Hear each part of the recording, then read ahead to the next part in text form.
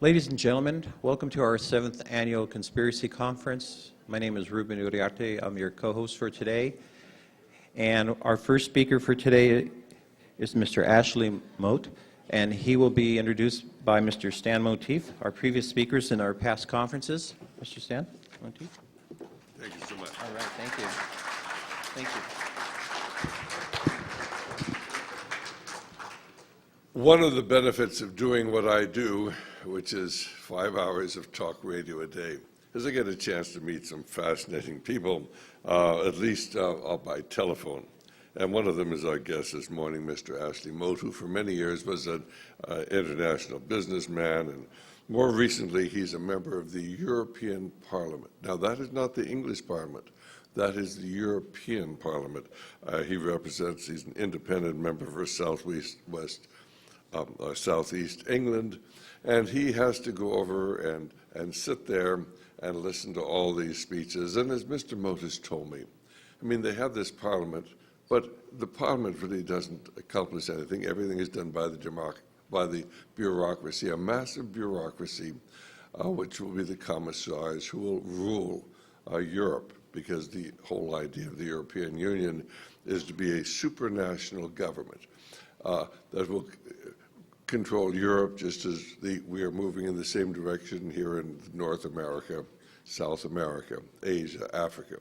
For there indeed is a diabolical plan to unite the world. Now, Mr. Mote has several DVDs. One is called Vigilance. The other is called Overcrowded Britain. There is a booth here in the next room for Mr. Mote, and you can stop by and pick up the material and a great deal of other material. But Mr. Mote is totally dedicated to trying to expose what's going on today. Because if the people of Great Britain and the people of Europe and the people of the United States did not take a stand, there is a very small group, very, very small, very powerful, very wealthy, who has a different vision of the world. Their vision of the world is a one-world government under their control, a new world religion with the destruction of all the values that have once made Western civilization the envy of other nations throughout the world, and certainly the imposition, I believe, of a coming world leader. So without further ado, because you didn't come to hear me talk, Mr. Ashley Mote, thank you so much.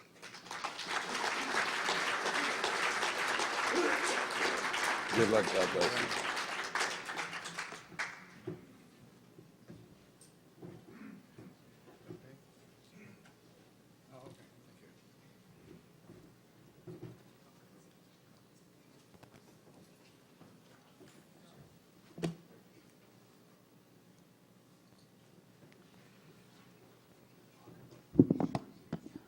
Mr. Chairman, ladies and gentlemen, I'm the one with a funny accent. Or maybe you're the ones with a funny accent. Point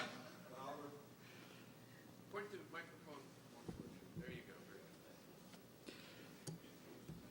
Now, this is a conference about conspiracy. But I'm going to talk about something which, whilst undoubtedly a conspiracy, is so big and so blatant that there is really no need for it to hide and no need for us to call it a conspiracy, because it involves 27 nation states, independent, sovereign nation states, and it involves nearly 600 million people. And they find themselves being ruled today by an unelected elite which has put itself above accountability and which is primarily concerned not with the well-being of 600 million people, but with perpetuating power for themselves. And in a sense, I could now sit down and say, that is all you need to know about the European Union.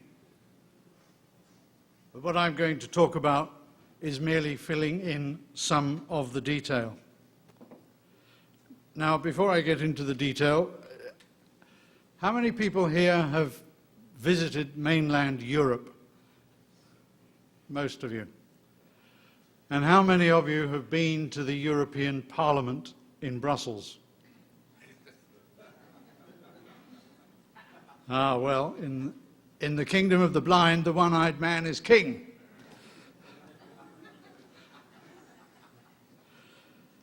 And here I am, a man from the old world, talking to you in the new world, and in a sense, to borrow a phrase from my good friend Vladimir Bukovsky, I have seen your future. What I'm going to talk about is very much what is coming and is already underway on this side of the pond.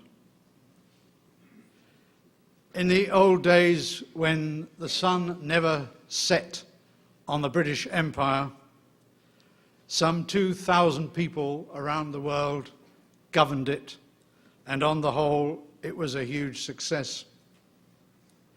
Today, the European Union, which covers the 27 states I mentioned entirely on the western fringe of Europe, is governed by, wait for it, 100,000 bureaucrats. And their purpose is control. You might think that legitimate government is or should be about enabling the people to thrive. That is not what happens from Brussels. We had a debate, so-called, in the Parliament not so long ago, and I was allowed 1 minute, because that's the way debates are organised, managed. And it was a debate on enterprise. And I listened to a succession of left-wing softies talking about more management, more controls, more regulation, more telling people what to do. And this was an enterprise debate, would you believe? And finally it came to my turn and I couldn't resist. And I screwed up the notes for my alleged 1 minute. And I said to them, I wonder how many people sitting in this chamber today have ever had the idea for a new business, have generated the money at their own risk to launch it, have employed people, marketed their products, generated wealth, paid staff regularly at the end of every month, and created real wealth and new jobs for a community that didn't enjoy them before. How many of you have done that and done it for 20 years? There are no prizes for guessing how many hands went up. The truth is that the European Union is essentially about standardization. It's about making everybody the same. They talk about diversity, but that is a myth. It is part of the illusion. We have, for example, at the moment, a big row going on about metrication. The European Union wants to create standardized metric measurements for all products and services, all items which are exported anywhere in the world. And I have constituents quite rightly coming to me and saying, we do not want this regulation because it will damage our business with our largest customer, which is the United States of America, where they don't use metric measurements, they don't want them, they don't need them, and we have to service our customers according to their needs and not some bureaucrat sitting in Brussels telling us what's what. And they're right. And I think there is just a chance we may finally win that battle. But it is an example of standardization for its own sake, because standardization makes control easier. We have seen in recent years, amongst our own civil servants, paid for by British taxpayers, our departments of government being in effect taken over by the Brussels machine. We had, for example, one of the finest civil aviation systems in the world. The British Civil Aviation Authority was held up as a primary example of how to manage civil aviation. We have the busiest international airport in the world on our shores, and the performance of that organization was exemplary. But it has now been hollowed out. Now it does what the European Safety Aviation Agency, based in Cologne, tells it to do. It no longer has the right to issue airworthy certificates. They are issued in Cologne by a German-dominated institution of the European Union. And on one particular occasion, when, again, for a client, a constituent, I was in the offices of this organization in Cologne, and we were met by the chief executive, and he boasted to me, that he had never, ever been to Britain. And yet here he was managing an organization which had taken control of air traffic control in the UK. It was monstrous. Now I want to come to the 100,000 people who run the European Union.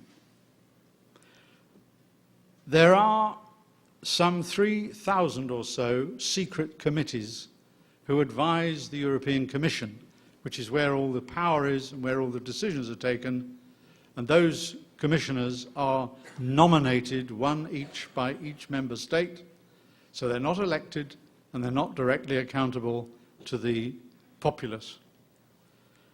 And these secret committees deal with every minute detail of planned legislation. Whatever the topic, you can guarantee there is a secret committee meeting to decide what the law shall be. The fact that I sit on an elected parliament is neither here nor there. I am part of the charade. I am part of the supposedly democratically accountable section of the European Union's system of government, but essentially we are there to provide a kind of democratic fig leaf. We have no powers of repeal. We have no powers to generate new legislation. We have no direct control over the budget. All we can do at best is to slow down and possibly try to amend what the Commission and its secret committees have already decided to do. And these committees are made up of other bureaucrats. They're made up of invited so-called experts. We don't know who they are. We do know that there is not a single elected member of the European Parliament sitting on any of them. We don't know what their agendas are. We don't know what their budgets are. We don't know what decisions they've reached. And, above all, we can't get rid of them. Now the money. We're talking about 1,000 billion euros a year. Forgive me if I don't attempt to convert that into dollars. Just take it, it's a lot of money. The accounts of the European Union have never been signed off as a true and fair record of their financial affairs. Not once. And I and a number of other energetic, difficult, probing MEPs who don't really care about our personal careers because we're there to do a different job, we have been digging very hard over the last few years, and we've come up with some very interesting answers, even if they've taken months to get them. We now know, for example, that the European Union has 662 bank accounts in 45 countries, undoubtedly including this one. We also know that of those, there are 30,000 pre-financing accounts. Now, the accountants in this room, if there are any, will know immediately the significance of what I've just said. Because what it means is there are 30,000 individual accounts financed from public money by the European Union, and which then become under the signatory of the recipients. And at the last count, only 1% of those pre-financing accounts had ever been audited. And after 5 years, if there have been no proper records of that particular account, whichever it might be, then that sum of money is written off. So what happens is this. A project is agreed, maybe it's to do with farming or infrastructure or whatever. The money is allocated, a pre-financing account is opened, the people who are going to manage that project become the signatories, the money is deposited in that account for them, and if they want to be difficult after 5 years, effectively they can walk away with the lot.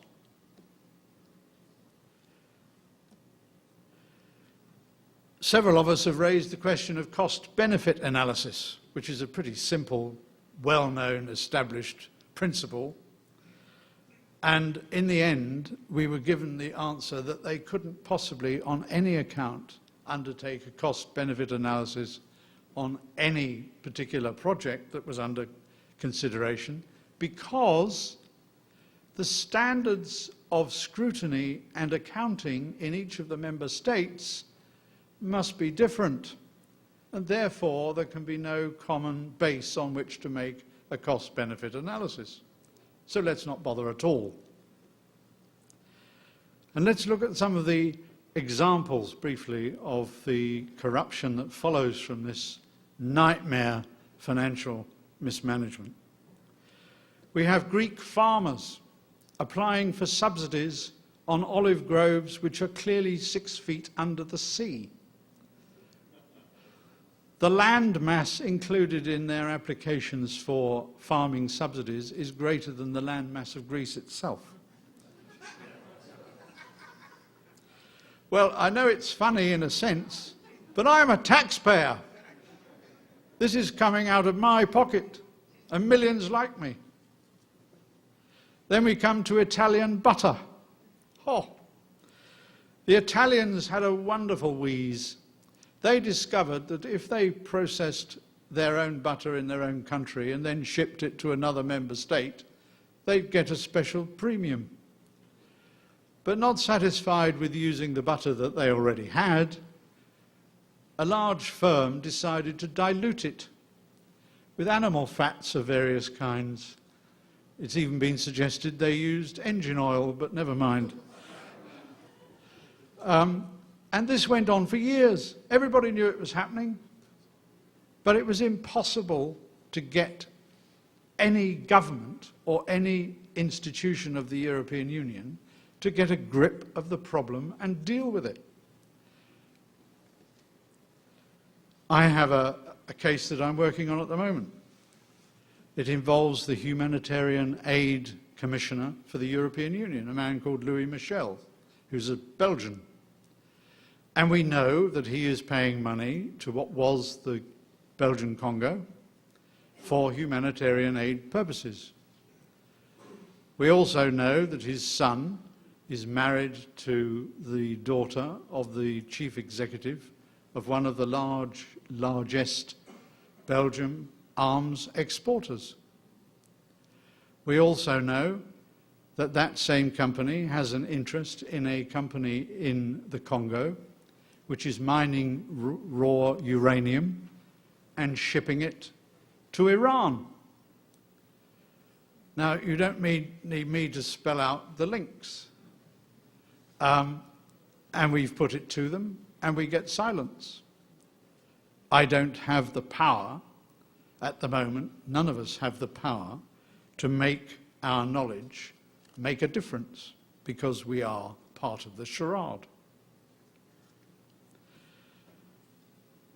I've described the Parliament's role just now, and we sit there every lunchtime when the Parliament is meeting in full session, and we have to vote on what the Commission has already decided. And on the whole, these votes are in favour because there is a built-in majority of support. Because the European Union is much cleverer than the Soviet Union. They used to slaughter their opponents. The European Union buys them off. And we are very well-paid monkeys pressing buttons for bananas. Every lunchtime we sit there and we may have 300 votes to do. They all take maybe 45 minutes at most on electronic button pushing. And provided we press the buttons, we get paid. And if we're not there and we don't press the buttons, we don't get paid.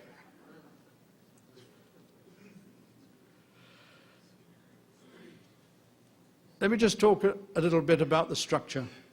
There is a council of ministers at the very top who are supposed to be representing the nation-state members. Now, this council meets every few months, briefly. It's supposed to discuss strategy, but nothing else, and off they go back to their respective countries. The Commission, as I mentioned just now, is where the power lies. They are the nominated representatives, one from each member state, and they run the whole show. And I have to tell you that of the 27 current incumbents, 10 of them are former communists. And I believe that some of them still are. At the very best that can be said, the majority are socialists. And that brings me back to Vladimir Bukovsky. Now, I don't think he's ever spoken at one of your conferences, which is, in a sense, is surprising because he'd be right up your street. Vladimir, in the 1970s, was regarded as such a dangerous threat to the Soviet Union, where he was born, that he was finally swapped for a Soviet spy who'd been caught in the West. And today, he's quite an old man. He speaks good English now, and he lives quietly in central England. But he still speaks his mind. And many of you may have heard him on Stan's talk show, because I think he's interviewed him at least once and maybe more. Now, Vladimir has described in considerable detail the parallels between the Soviet Union and the European Union and their secret agreements to work together. And Vladimir even has the documents to prove that statement, and he's invented his own acronym to describe it. He talks about the EU SSR. Now, the origins of these agreements go back to just before the fall of the Berlin Wall, when the Social Democrats, that's the socialists to you and me in Western Europe, and the Bolsheviks in the USSR agreed to work together to form a communist conspiracy, if you like, from Ireland in the west to Vladivostok in the east. And that plan is now well advanced. Only last year, for example, the Italian government proposed that Russia should be invited to join the EU. And they, of course, had their eye on the oil and gas. Fortunately, the Russians said no, not now at least, but you can be sure that when they do finally say yes, as they almost certainly will, they will have their eye on seizing power, because their oil and gas will give them control over the European Union. And therein lies the risk to the USA. So the circle will have been closed. And the EU's efforts to create a political entity large enough to blunt what is known as the American hegemony will be greatly enhanced. They can forget, they think.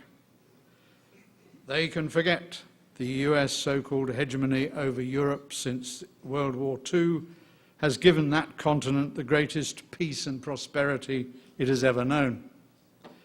They will try to forget that Europe cannot even deal with local crises like the wars of the Yugoslav succession without American help.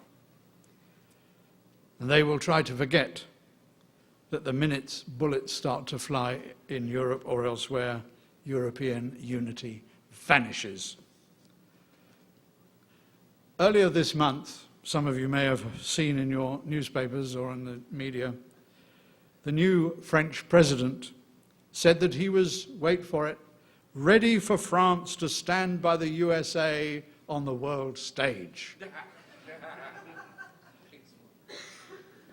I mean, if it wasn't so absurd, it would be truly comic. Have you ever been slapped around the face by a wet fish? Sikorsky's motivation for that extraordinary remark was pure ego. It was nothing to do with the real world at all. Europe cannot match American military power, for example. We cannot match your defense budget, to say nothing of the 40-year head start you have on technology. Our defense forces today are a joke compared with your Star Wars resources, and all Europe put together couldn't launch a single state-of-the-art stealth aircraft. So often the European Union is simultaneously grandiose and absurd, like an overweening comic actor, unaware that he's in the middle of a dreadful tragedy. But more seriously, ladies and gentlemen, the EU is evil, and, in my judgment, it is beyond redemption. As Bukowski put it himself, the EU is like a disease. It can't be cured, it can't be eradicated. He was once asked, possibly on a radio show of Stan's, about reforming the EU from within, a favourite mantra, I might add, of many successive British governments, every one of which has failed to do anything of the sort. And Vladimir likened the idea to the experience of his Russian friends when they were young. He said, "It will be like going to a brothel to cure VD. You end up catching it." And whether you like his colourful language or not, he had a point, because the EU is a latter-day Soviet Union. The Council of Ministers that I described earlier is a ruling clique. The Commission is the equivalent of the Politburo, and the powerless European Parliament in which I sit is the so-called Supreme Soviet. Even our plenary session chamber looks like the old Supreme Soviet.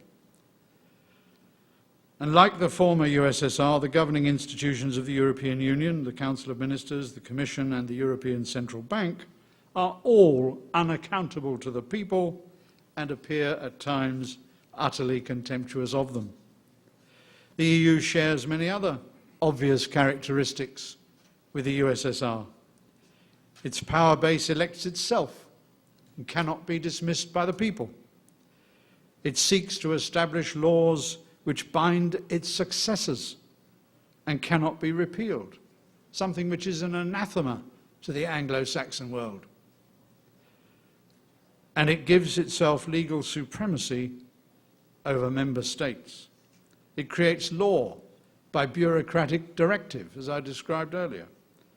And it's invented a Supreme Court which has an obligation, would you believe, to interpret the law in its favour.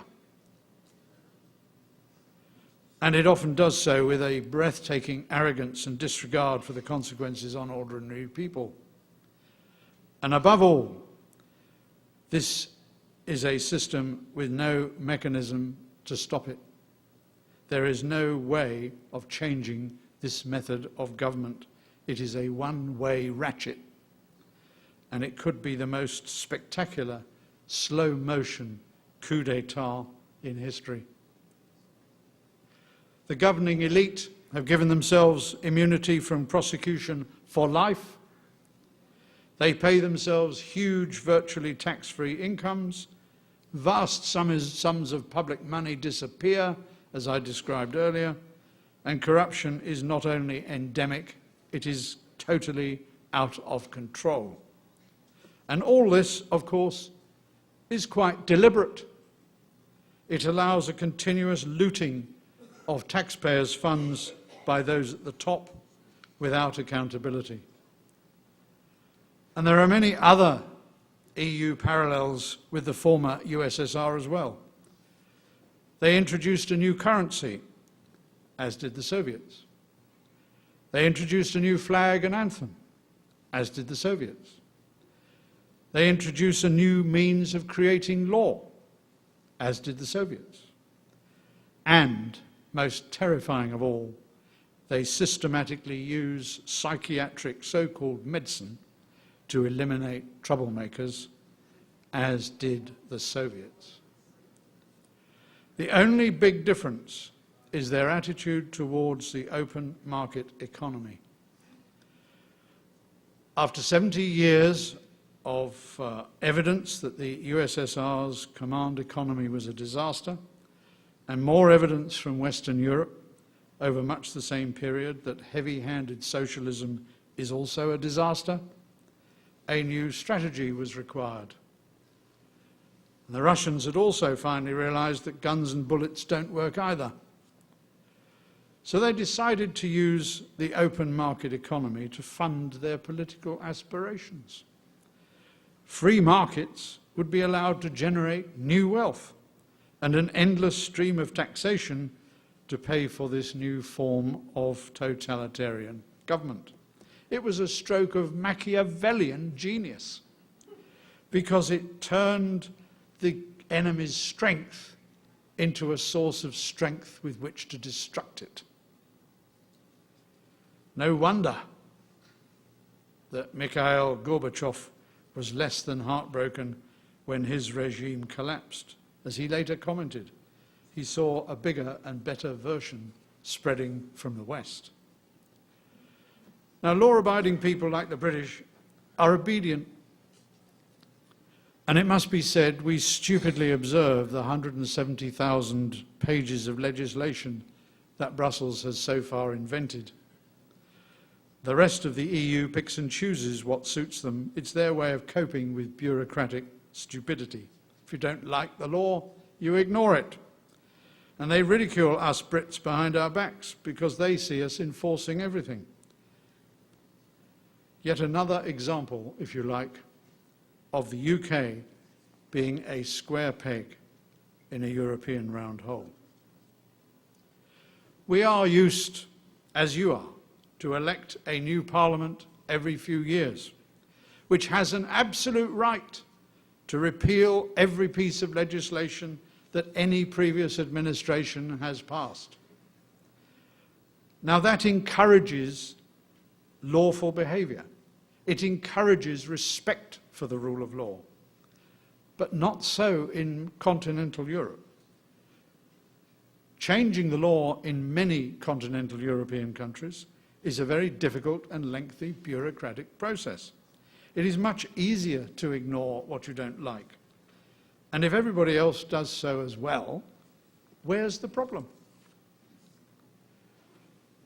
Which brings us to the proposed EU constitution, which was rejected in referenda by both the French and the Dutch year before last.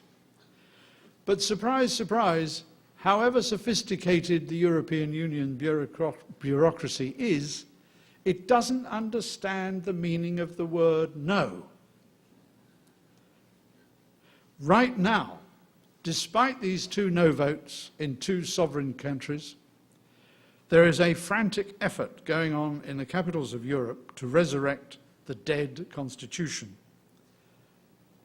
And a presentation I made when we first fought the first round of this argument has now to be resurrected as well. And I'd just like you to see the beginning sequence of that tape. If our colleagues will run it for me, please. Thank you.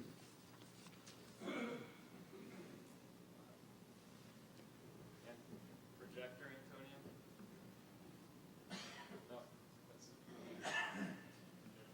No,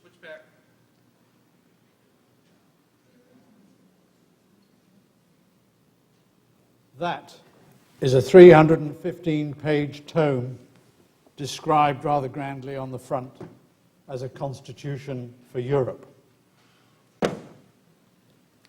And that proposed constitution brings into the sharpest possible relief a very simple question that we Brits should have asked ourselves at least 30 years ago. Who governs Britain? After inventing parliamentary democracy 800 years ago, do we now want to throw it all away? Do we want to govern ourselves, or are we willing to hand over governance of these islands to a foreign power? That is the question. And here's another one. When ever before has a sovereign nation permitted outsiders to write and impose a new constitution on their country except after defeat in war? We are and always have been a British square peg in a European round hole. The UK uniquely is being asked to change almost every important aspect of our culture, our traditions, our way of doing things. This country, the state, draws its power from and answers to the people, us. In the European Union, the state exists in its own right and the people answer to it. Here, our rights and freedoms are our birthright. In the European Union, they are granted and removed by the state. Here, no man is above the law. In the European Union, the bureaucrats have granted themselves immunity. Here, we can regularly throw our government out, and in the European Union, the rascals aren't even elected in the first place. In Britain, everything is permitted until our elected parliament decides otherwise. In the European Union, everything is implicitly forbidden unless the state decides to allow it. Here, our market economy is based on free enterprise and risk-taking. In the European Union, the market is governed by social considerations. Here, we have the common law safeguards of habeas corpus, trial by jury, and the presumption of innocence. The European Union uses a Napoleonic system of criminal law that provides no such safeguards against the oppression of the state. Here, we uphold and respect the rule of law because we can change it at any time, and we know that that is the case. In the European Union, there is much less respect for the law because it is almost impossible to change. Here, the police exist to uphold the law and the armed forces to defend the realm. In the European Union, they exist as arms of the state. And here, we do not tolerate fraud and corruption in public office or anywhere else for that matter. But in the European Union, it is endemic and accepted as part of the system. When I first read this tome, I struggled to find a phrase that adequately summed it up. And then, remarkably, Tony Blair found it for me. He is looking for, or was looking for, weapons of mass destruction. Ladies and gentlemen, this is a weapon of mass destruction. And it is a real one. And it's here. It's not in Iraq. It's right here.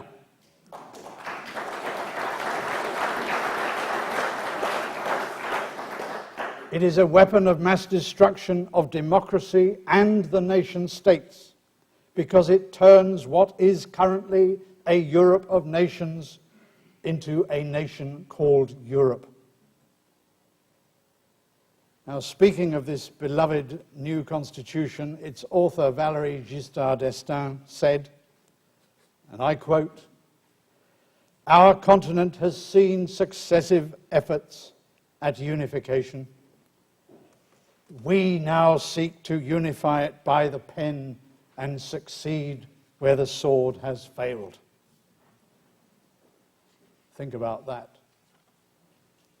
And Romano Prodi told the European Parliament last December, "We are not merging states.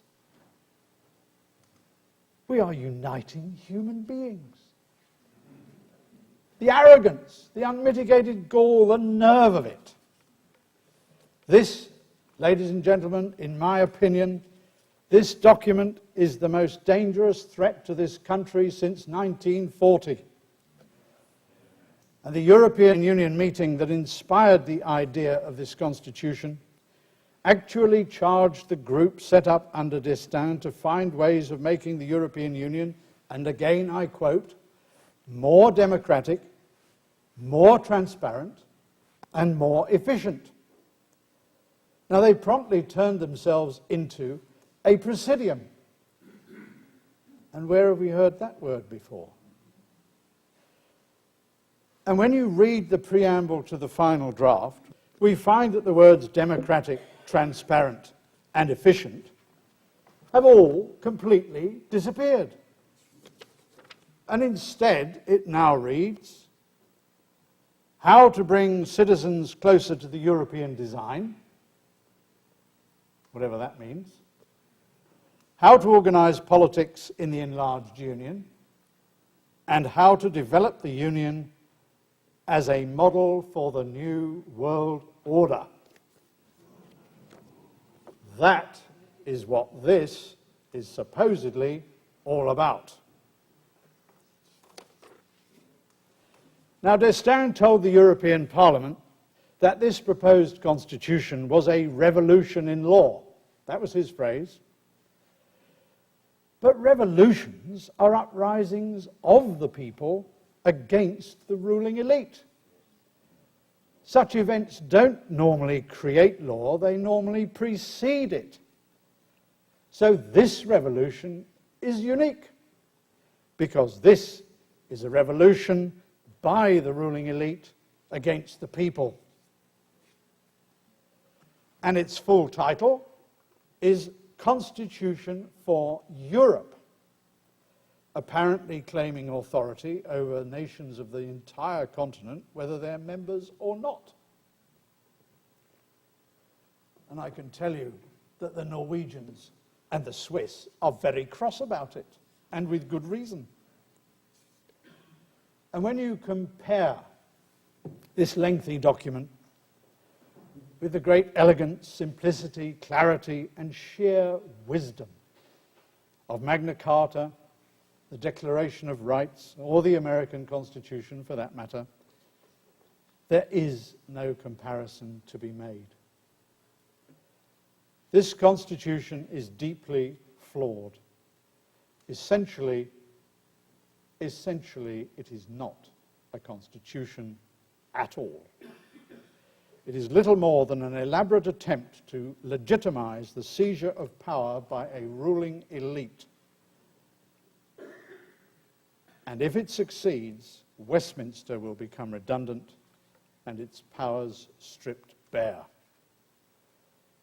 There are, in my opinion, at least 6 fundamental defects, any one of which must make it utterly unacceptable to the British. It is vague, grandiose, imprecise, deliberately complex, confusing, and extremely long. But more important than any of that, it is proscriptive rather than enabling. It makes law instead of creating a framework for lawmaking. It offers no effective checks and balances to control future lawmakers. Instead, it consolidates power for a system of government by a self-perpetuating bureaucracy. And it puts that elite group above the law to be imposed on everyone else. Essentially, it completely reverses the present legal relationship between the European Union and the member states. It turns them from being the theoretical masters of the House of Brussels into its servants. At present, the treaties draw power from the member states, and under this constitution, the European Union creates power for itself. And it specifically demands unquestioning obedience and support from the member states. But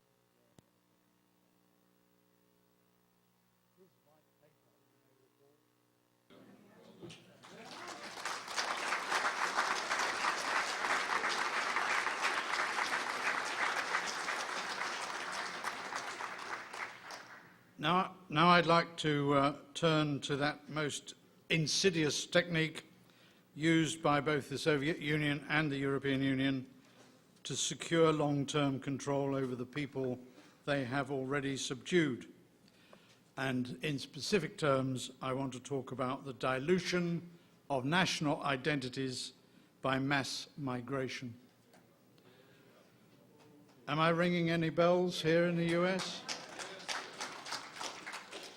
And where better to start than with my good friend Vladimir Vygotsky again, a Russian with far too much experience of a society held together by military force, and who believed that the EU would copy the Soviet Union in due course by quite deliberately seeking to create widespread civil disorder, which it can then blame on xenophobia and right-wing extremism and all the rest. We are talking about social engineering to create a new environment with diluted identity and power concentrated yet more in the center.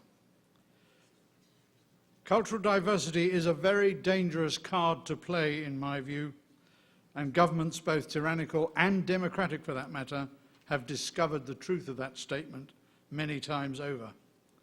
Where in history, I ask you, is there an example of mass immigration on a scale currently being experienced and which benefits or benefited the indigenous population? Has there ever been an example of such an event?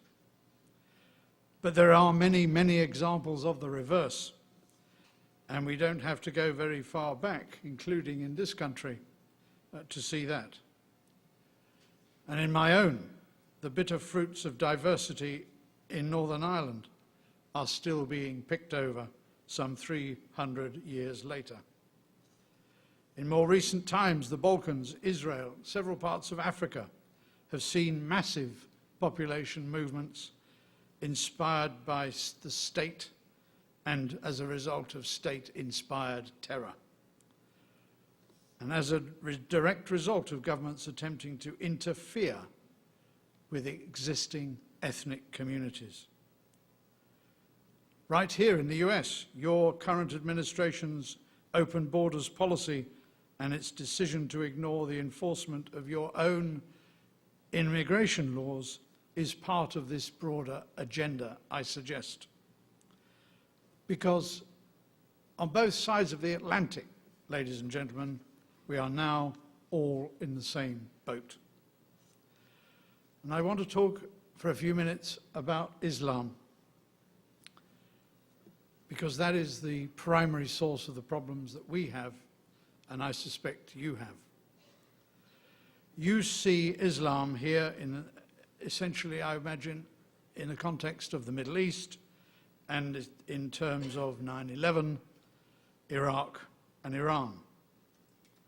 And I would like to tell you a little more about what lies underneath all that. Recently, we had an academic, an Arabist academic, come to the European Parliament He has spent many, many years in the Middle East, and in particular in recent years in Iran, and he has made a very close examination of the educational material now being used in Iranian schools to brainwash their children. And for a change of voice, I'm going to invite my wife to come up and, in a much better English accent than mine, read a half a dozen short extracts to you from that report.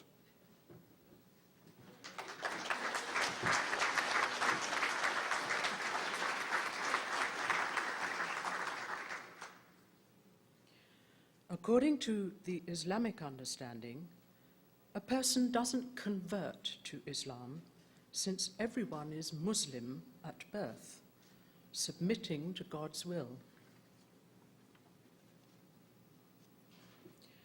One must remember that these beliefs are not evolved by human minds.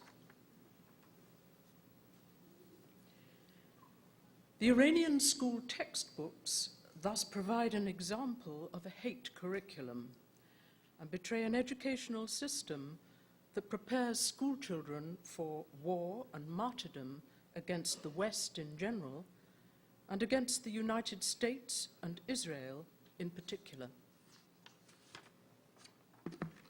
Israel, which isn't recognized in any way and whose name does not appear on any of the maps, is portrayed as a danger to the whole world of Islam and as a tool in the hands of its enemy, America.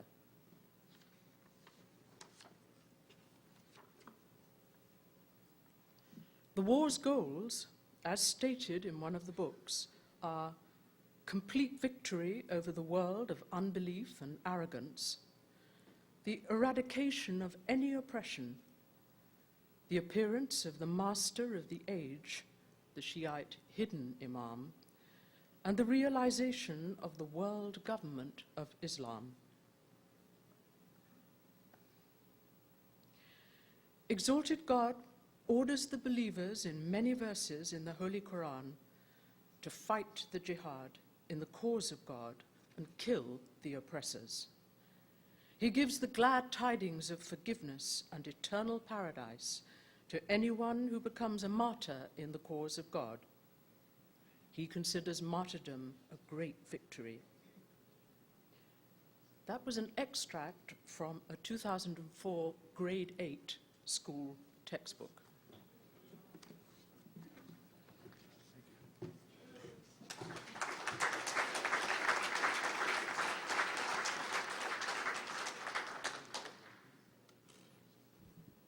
I don't think the world has yet fully woken up to the enormity of what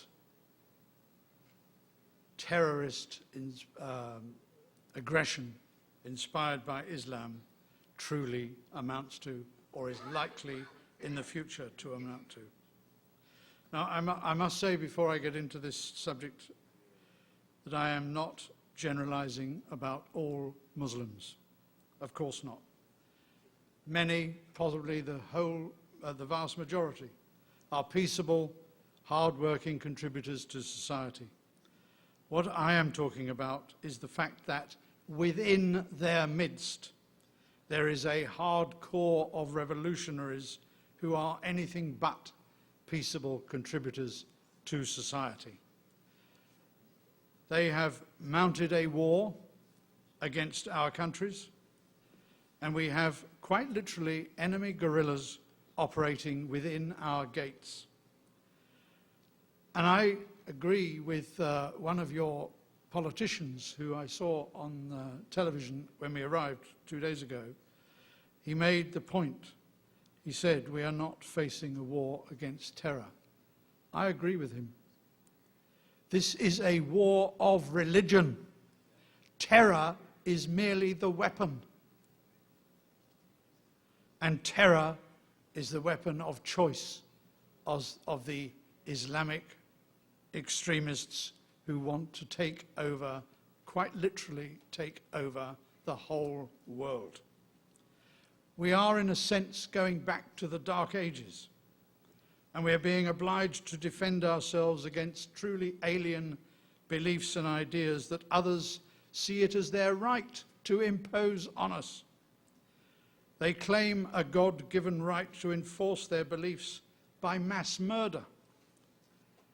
Where we use secular government and freedom of thought as pillars supporting a peaceable society, Islamists claim law and government are exclusively in the hands of God. More precisely, that means in the hands of fallible human beings who presume to act on behalf of God. Such claims are utterly absurd. They're utterly absurd to any rational mind, whether in the West or elsewhere. And such beliefs cannot reasonably be discussed with anyone who holds them. But even the threat from such fanatics represent a destabilizing force in our societies, precisely because they are fanatics and precisely because they regard death in their cause as glorious. Just look at their record. Since the turn of this century, they have murdered some 3,000 innocent people in New York, 200 innocent tourists in Bali, 333 children and teachers in Beslan, 292 people, mainly Africans, in 2 US embassies, 300 French and American peacekeepers in Lebanon, 25 innocent travelers in London, 191 in Madrid, 200 in Bombay, and there's the 500,000 killed in Darfur, and the 4,000 Katyusha rockets fired into northern Israel by the Hezbollah. Ritual beheadings we've seen of hostages in Iraq, of monks in Thailand, of Christian girls in Indonesia. These Muslims stone their own womenfolk to death without the slightest pretense of administering what might be regarded as basic justice. They hurl the foulest of insults at the Jews and vow to wipe Israel off the map, as you've just been reminded, and if possible, to do it with nuclear weapons. This is an awesome list, and this is what has happened already. Since 9/11, Muslim fanatics have slaughtered over 26,000 people and wounded over 50,000 more in 6,000 separate attacks all over the globe. Now you may say I'm overstating the link with terrorism, but am I? It wasn't a bunch of American footballers who flew into the Twin Towers. It wasn't a Welsh choir who blew up the London tube stations. It wasn't Irish navvies, or for that matter Spanish farmers, who detonated the train in Madrid. It wasn't Hindus or Sikhs or Japanese.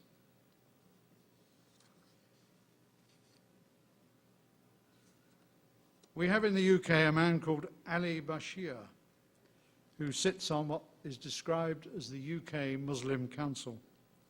And he told Al Jazeera television recently, quote, "There is no democracy in Islam. Democracy must be replaced by Allahocracy. We want," he went on, "an Islamic state where Islamic law is not just in the book, but enforced." And I might tell you that according to the same television station, Colonel Gaddafi agrees with him. He told them, and again I quote, "Allah will grant Islam victory in Europe. There are 50 million Muslims in Europe already, and they will turn it into a Muslim continent within 3 decades. Now, the Muslim community in the UK recognises that the problem is centred on their young, impressionable men and on the imams who teach them. But they need to root them out, and to do so quickly and with vigour, because they are the only ones who can. We cannot. Muslims in the UK as immigrants come to our country to be a part of British society, just as people come to your country to buy into the American dream. Now here that tends to happen. In the UK, we have now got communities, large communities, who do not buy into the British way of life at all. They are becoming ghettos, large ones, inside the British community.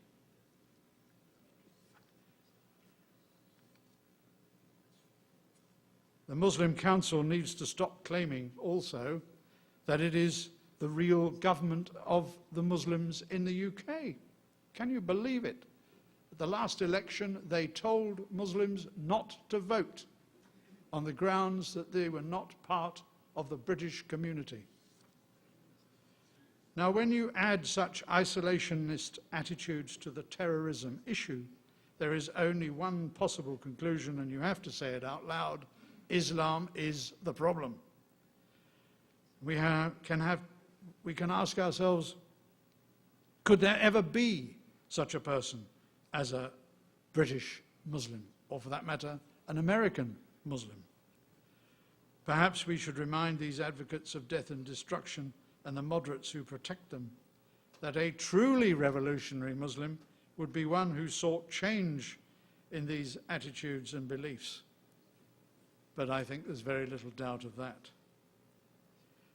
If things go on as they are, eventually we are going to face what in effect will be a civil war, at least to the extent that the indigenous population will forcibly try to remove significant elements within the immigrant population, and what might start with simple, lawful objectives, like trying to remove and repatriate people who've overstayed their welcome, committed criminal offences, incited violence, and so on.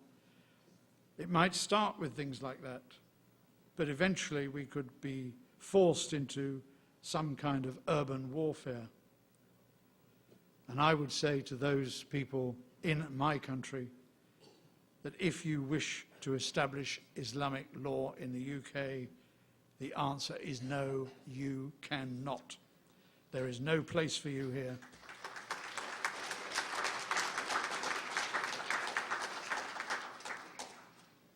Go and live where your lifestyle and your religious beliefs are accepted.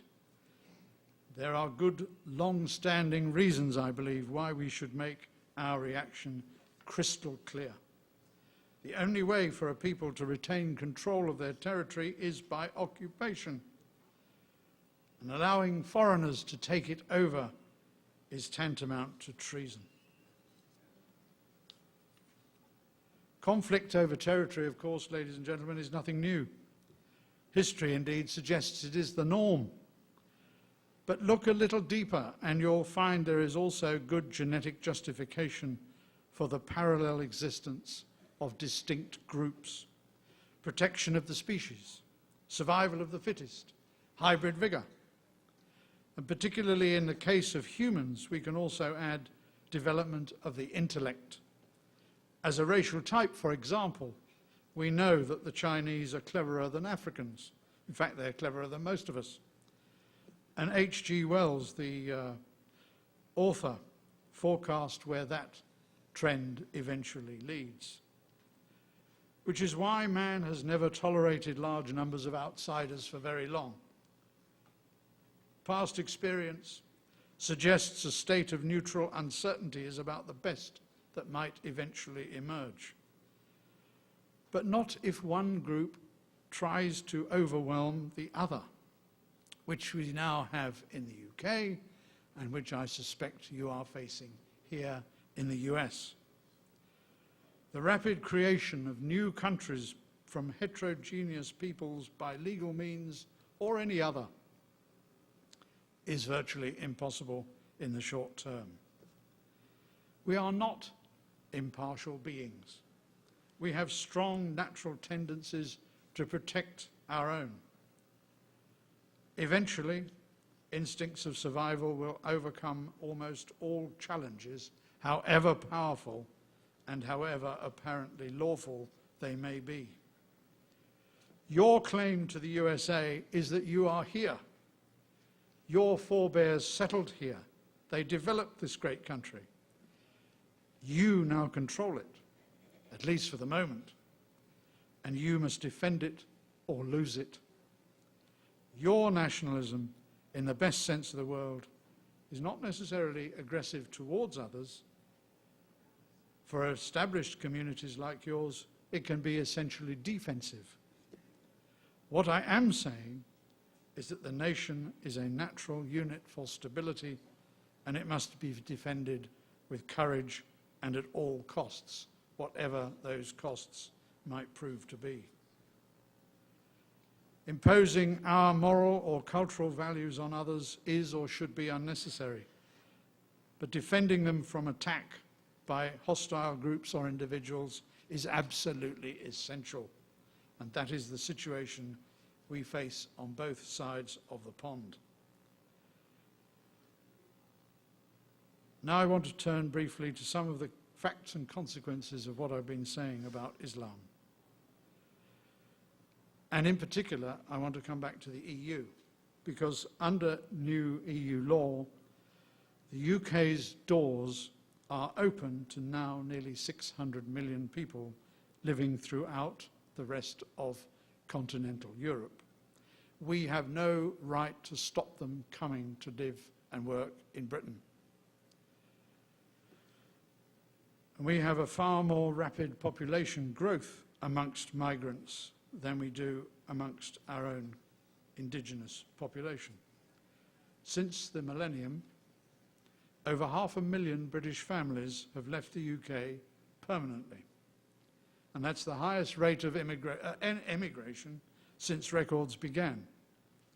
And these Brits and their families have been replaced by a tidal wave of incoming migrants over that same period, in far greater numbers indeed than those leaving. Dr. Gillian Becker, who's a distinguished demographer and statistician, told a conference at which I was speaking last year that the British are diminishing their own stock of people. And it's not just the Brits.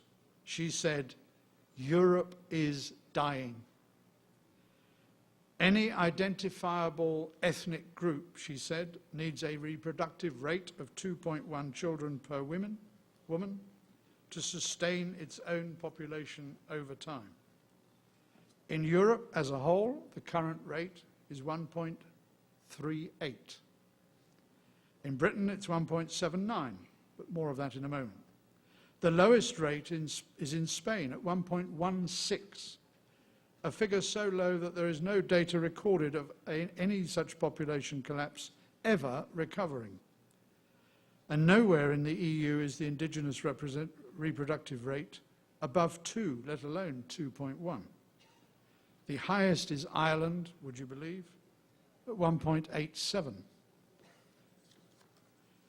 Back in Britain, the influx of people from the Indian subcontinent now distorts the national reproductive rate upwards, and that masks a crucial fact. The figure for the indigenous population is even lower than the 1.79 national average, because the growing Muslim ethnic groups from Pakistan and Bangladesh are included within our national statistics. And according to the 2001 census, they average a reproductive rate of 5. That is almost 3 times the indigenous population's performance. And Muslim women living in the EU as a whole have a reproductive rate of 3.5. Now, not only is this well above sustainability, but it unambiguously demonstrates the unavoidable consequences if this trend continues. Our Muslim population in the UK will overtake the indigenous population in terms of sheer numbers within 50 years. Meanwhile, the more Muslim immigrants we accept will simply accelerate that trend, reduce the time frame, probably exponentially. Professor Philippe Rushton from Canada also spoke at this conference, and he put the same point in a different way. He said, the birth rate of the immigration immigrant population of the UK currently averages 15 times the indigenous population. Not that we are the only country facing such a change on such a massive scale over such a short period. You in the US have similar problems, at least in the sense of an average reproductive rate amongst all races of 2.2, with your migrant population well ahead of the rest. So on both sides of the Atlantic, the indigenous populations will become minorities in their own countries within one lifetime as things stand at the moment. And from that stark statement, many important fundamental questions arise. When, I ask you all, are we likely to see an Hispanic in the White House with his finger on the nuclear trigger? Think about it. When will we have a Muslim Prime Minister in the UK with a majority party in the House of Commons introducing Sharia law in the UK? To stop this from happening, we have first to restore the right of the British people to govern themselves. We have to close our borders with a moratorium of maybe 5 years, and we have to sort this immigrant mess out once and for all and put a stop to it on an uncontrolled basis. And that leads me, ladies and gentlemen, to my concluding video.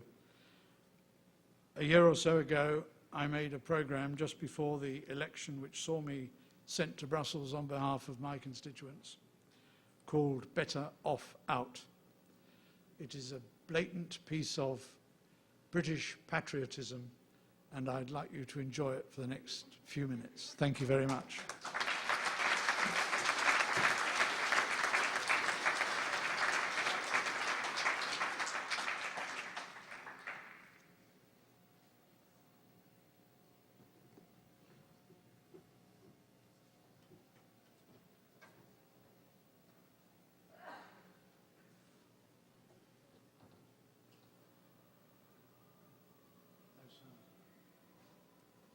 Sound.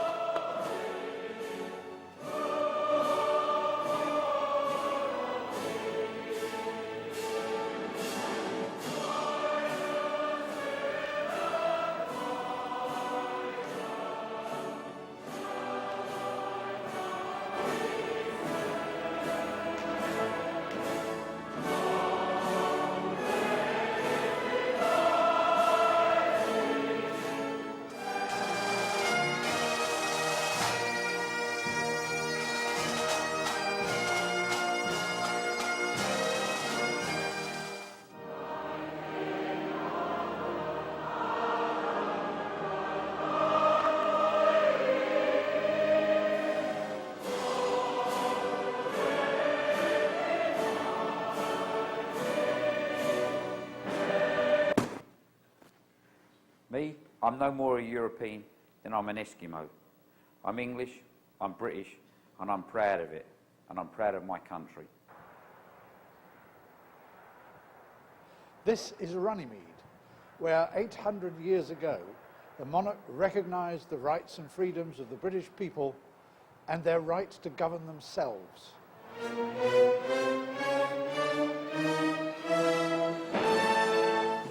No one in Britain has ever voted on whether they want to be governed by the European Union. Today, opinion polls regularly confirm the answer is no, especially when people realise we could carry on trading freely with Europe after we left. For the majority of British people, the time has come to change the course of history, because the evidence is building up that Britain would be better off out. More and more people now think we'd be better off as the free, proud, independent, sovereign country we've been for hundreds of years. Better off with the freedoms, rights, customs and way of life we've enjoyed for generations, and which have stood the test of time. Better off regularly electing a fully accountable parliament to look after our interests and throwing out the rascals if we dislike their decisions. Better off re-establishing the rule of law with our own parliament scrutinising, approving, amending or repealing British law as it sees fit. Better off abolishing government by foreign diktat. Better off trading freely with the rest of the world, unencumbered by thousands of pointless and costly regulations. Better off spending British taxpayers' money for the benefit of the British people. Better off with full control over our economy, our cash, our assets, our way of doing things. Better off making our own decisions in our own best interests. Better off being what we are, an island off the continent of Europe with a global view of the world. Much better all that than being told how much influence we have in the EU, whilst finding out all the time how little we really have. Being told the EU can be reformed from within when all the evidence over 30 years says differently. And being told how isolated we'd be when in reality we find ourselves embarrassingly isolated as a minority of 1 amongst 15, soon to be 25.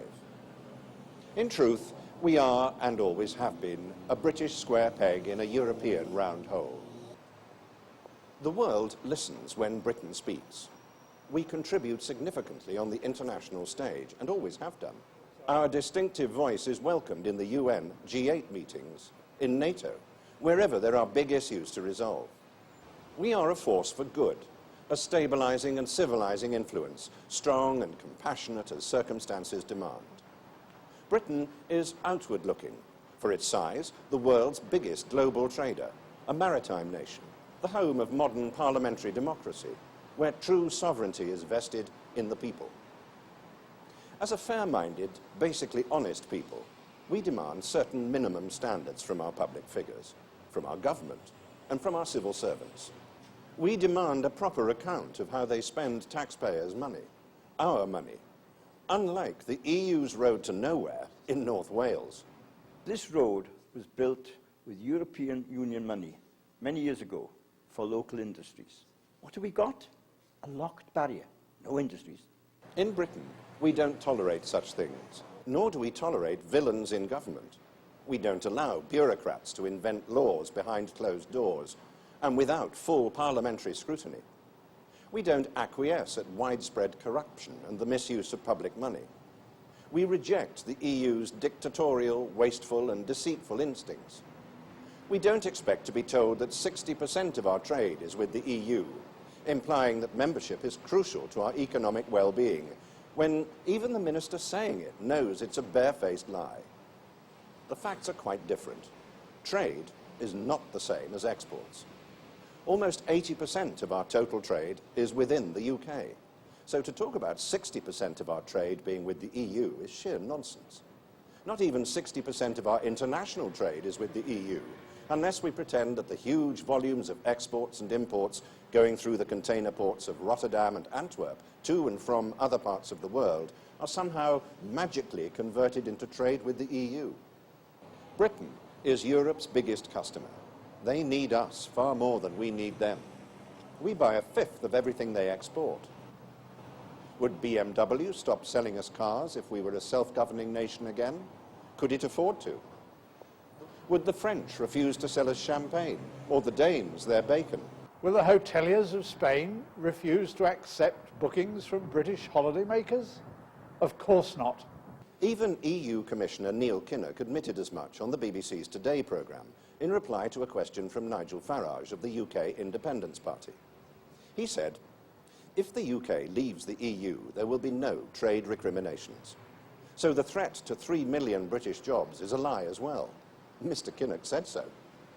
Yet, the cost to British businesses, 91% of which have no dealings with the EU, far exceeds the benefits as they attempt to comply with some 30,000 regulations from Brussels and face another 3,000 every year, often with catastrophic consequences for people and small businesses.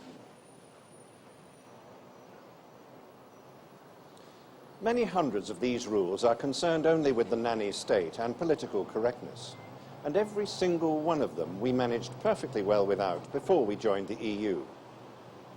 Not only has no British Parliament ever scrutinised this mountain of red tape, but the EU's own Parliament hasn't either. It has no power to do so. It's a sham, a democratic fig leaf, there to provide an illusion of accountable government. Instead, the British civil service dutifully gold plates all these regulations, whilst Europeans just ignore those they dislike. Just imagine the explosion of enterprise and initiative amongst our legion of small businesses that would follow the monumental bonfire of regulations imposed so far. Surely, these businesses, their employees, and their customers would all be much better off out. Less interference, more reason to take commercial risks, lower costs, more jobs, better value for money. Everyone wins. Which brings us to one of the great mysteries. Why would the British want to tie themselves to an economic bloc that is in steep long-term decline, even by its own admission? The French Institute of International Relations said in a report commissioned by the EU itself and published in May 2003 that the EU's share of world trade will halve over the next 50 years. It went on, the EU will have an ever-decreasing influence. Its chapter in history will draw to a slow but inexorable close. Britain can only be much better off out of such a debilitating nightmare. Even Mexico now has a free trade agreement with the EU, while Switzerland is literally surrounded by the EU and has no problem trading with its neighbours. And Norway, of course, had the good sense to retain its independence from the beginning. My name is Ninni Mikkelsen. I am Norwegian, and Norway is very much like Scotland, but also different. Now, why is it different? It is because we are independent and we are also rich. The health service functions. Nobody waits long for treatment. The farming thrives and the waters are teeming with fish. Norwegian oil is not threatened to be used as a common EU resource. Why the difference is? We voted to stay out of the common market. Unfortunately, we voted to stay in the European Union. For generations, our communities have fished these waters, but there's now no future for our families, like my own. It's generally accepted that British registered boats are only allowed about 12% of the value of the fish in our own waters.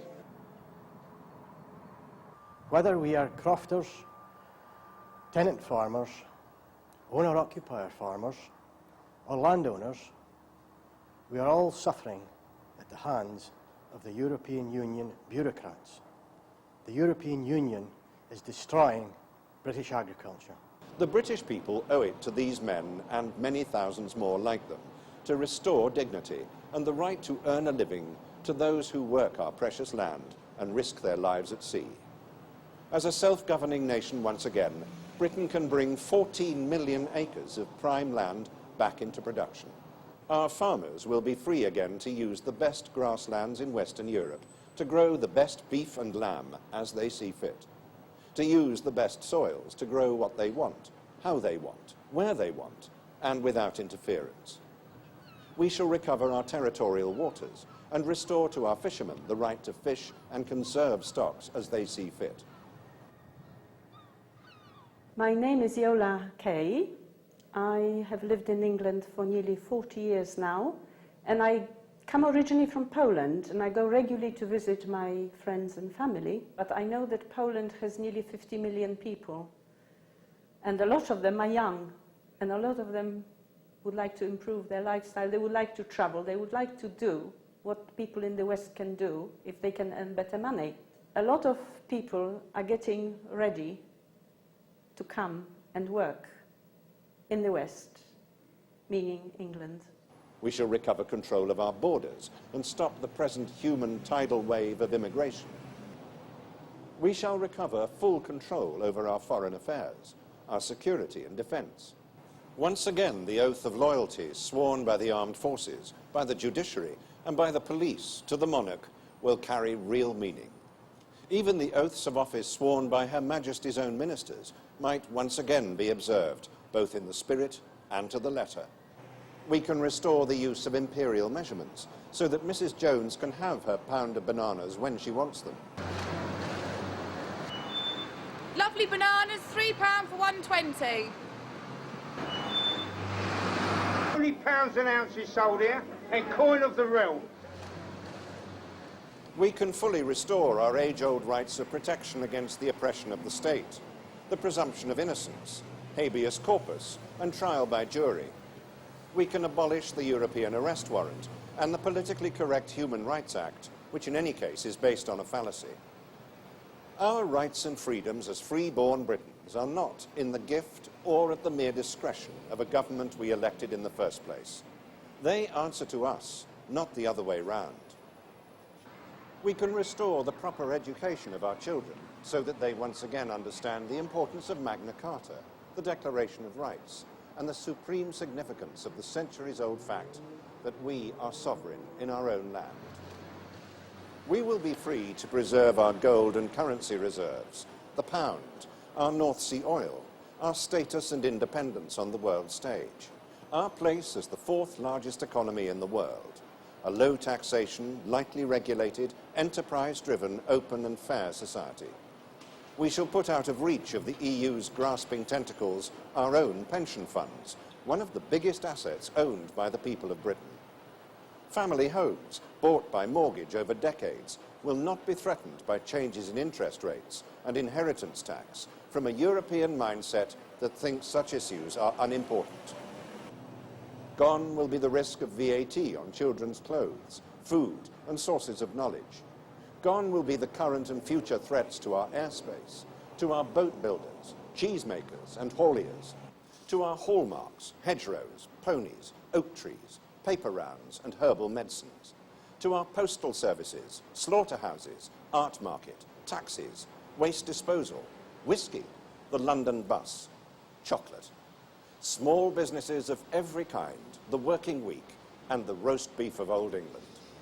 All these and many more will be back under our control. We can abolish the EU's expensive, undemocratic, unelected and completely useless regional assemblies, which hold out their begging bowls for some of our money back, and thus let in Brussels to control our local British affairs. We can swiftly end that humiliation and return to British democracy. We will be free once again to take our proper place in the Anglo-Saxon and English-speaking world, play our full part in the overdue revival of the British Commonwealth, and trade freely with our kith and kin around the globe. And there'll be nothing to stop us dealing with genuinely international problems like pollution by negotiation and agreements between nations, just as we've always done. And now, the money. We will decide our own interest rates, retain our own exchange rate, which can properly reflect our petrocurrency status, and remove the risk of crippling exchange controls being reimposed by Brussels. We can allow our economic cycle to mirror our performance as a nation, recognize the unique financial strengths of the City of London and our many world-class enterprises, the importance of our small business sector, and our international trading traditions. Even on the most conservative estimate, we shall save over £20 billion every year of our own money. And we shall decide how it is best spent on our own needs. That's a cash saving of £1.4 million an hour, some £375,000 a week in every constituency. And what will it buy?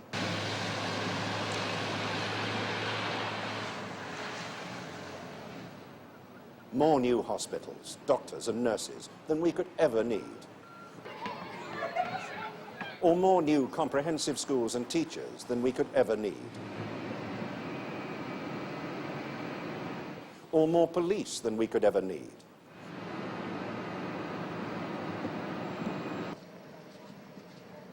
Or a substantial increase in the state pension. Or abolish fuel tax, or slash council tax, lower income tax and halve the lowest rate. Or more realistically, a sensible combination of these choices made by a government acting in our best interests. And consider who benefits. Our pensioners, small businesses, the sick, the young, our farmers and fishermen, the weak and vulnerable, the dynamic and enterprising, our families, us all. Compare all that with a country offered a mere bauble in return, a tiny saving when we change holiday money abroad.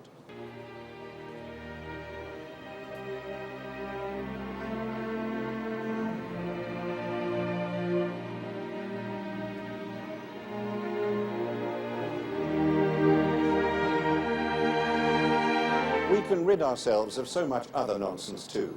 A fisheries commissioner from landlocked Austria telling us what we can catch off our own coasts. A Spaniard trying to bring our roads up to standard. A Greek telling us how to look after the weak and vulnerable. A culture commissioner from Luxembourg telling us about lifestyle. And a German in charge of enlargement. Once again, we can make our own decisions on public investment, on our roads and rail networks.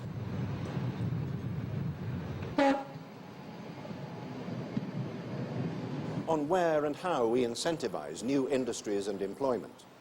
No longer will such decisions be hampered by interference from Brussels. So where does all...